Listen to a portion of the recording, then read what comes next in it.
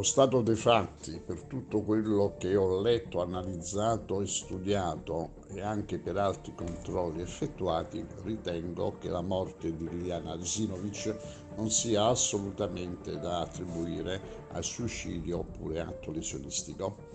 Questo è l'aspetto principale.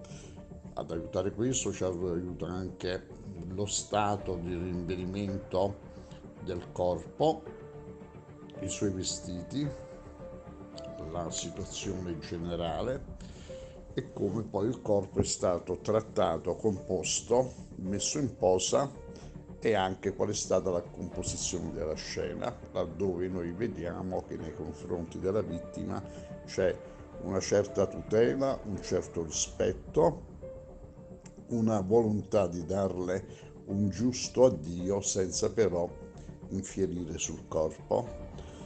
Poteva essere buttato, poteva essere lasciato alla mercé della fauna selvatica, cosa che non è accaduta.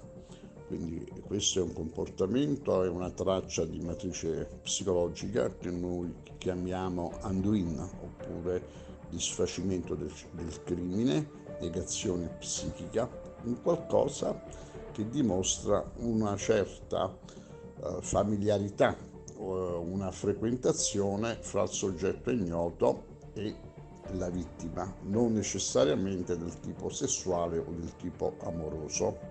Soprattutto non necessariamente la vittima deve ricambiare il sentimento del soggetto ignoto. Spesso e volentieri succede che una persona ha una fissazione particolare per qualche altra persona, vede su ogni gesto gentile un comportamento di invito, cosa che invece nella fattispecie dell'Anduin non avviene. Questo qui è un aspetto importantissimo.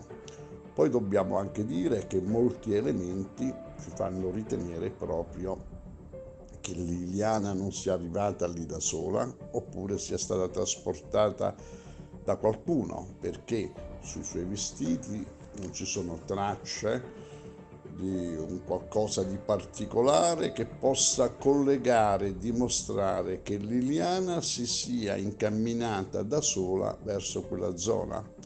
Non mi risulta che sulle suole delle scarpe sia stata trovata l'erba e la vegetazione e il terriccio di quella zona, così come non risulta assolutamente che possa avere scavalcato la rete, passato attraverso la rete e fatto quello che ha fatto. Quindi tutto lascia intravedere, ritenere che c'è stata l'opera di un soggetto ignoto sul corpo della povera Liliana.